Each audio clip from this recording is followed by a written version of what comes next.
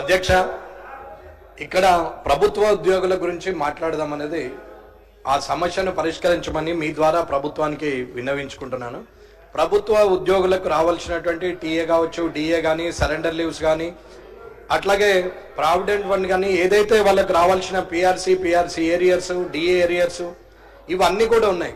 సుమారు right information act కింద నేను పెడితే ఒక్క పోలీస్ డిపార్ట్మెంట్ వారికే ఒక ఇచ్చినటువంటి 50% సమాచారంలోనే 352 కోట్ల రూపాయలు వారికి పోలీస్ డిపార్ట్మెంట్ వారికే ఇవ్వాల్సిన అవసరం ఉంది. ఇవాళ ఉద్యోగస్తులందరికీ కూడా పేమెంట్ ఇవ్వమనంటే గతంలో మొన్న ఒక 4-5 రోజుల కింద ముఖ్యమంత్రి గారు ఒక సమావేశంలో ఏం మాట్లాడారంటే, ఇచ్చే పరిస్థితి లేదు ప్రభుత్వానికి, ఇంకా సమయం పడుతుంది, మీరు ధర్నాలు కానీ స్ట్రైకులు కానీ చేయకుండా ఓవర్ టైం వర్క్ చేయండి, అవసరం పడితే ఇంకో 3-4 గంటలు ఎక్క పని చేయండి అని చెప్పి ఉద్యోగస్తులకు చెప్పడం జరిగింది. నిజంగా ఒకవేళ అలా చేస్తే సంతోషమే, కానీ ఉద్యోగస్తులకు రావాల్సిన వారి బెనిఫిట్స్ కానీ, రిటైర్మెంట్ అయిన వాళ్ళు సంవత్సరం అయినా ఇప్పటి వరకు ₹1 కూడా రిటైర్మెంట్ అయిన వాళ్ళకి చెందలేదు. ఇప్పటి వరకు కూడా అదే సమస్య కంటిన్యూ అవుతున్నది.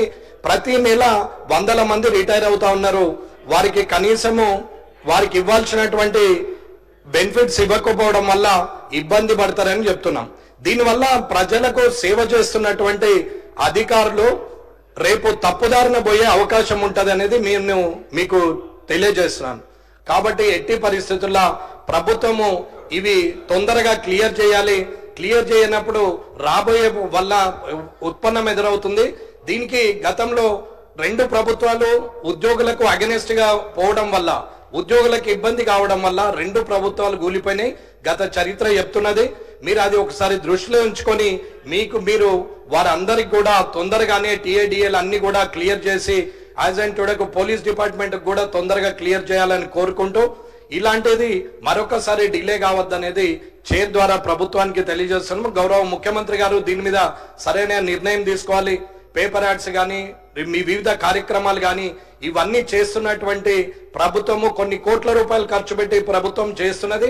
కానీ ఉద్యోగస్తులకు ఇవ్వకపోవడం వల్ల ఉద్యోగస్తులు ఆలోచన ఇబ్బందికరంగా మారినప్పుడు ప్రజలకు సేవ చేసే పరిస్థితి తప్పుతుంది, ప్రజలకు ఇబ్బంది మొదలవుతుంది. కాబట్టి ఖచ్చితంగా ఉద్యోగస్తులకు తొందరగా ఇవన్నీ ఇవ్వాలని ప్రభుత్వాన్ని కోరుతున్నాం. అధ్యక్ష, గౌరవ బీజేపీ సభ్యులు చెప్పిన వివరాలన్నీ కూడా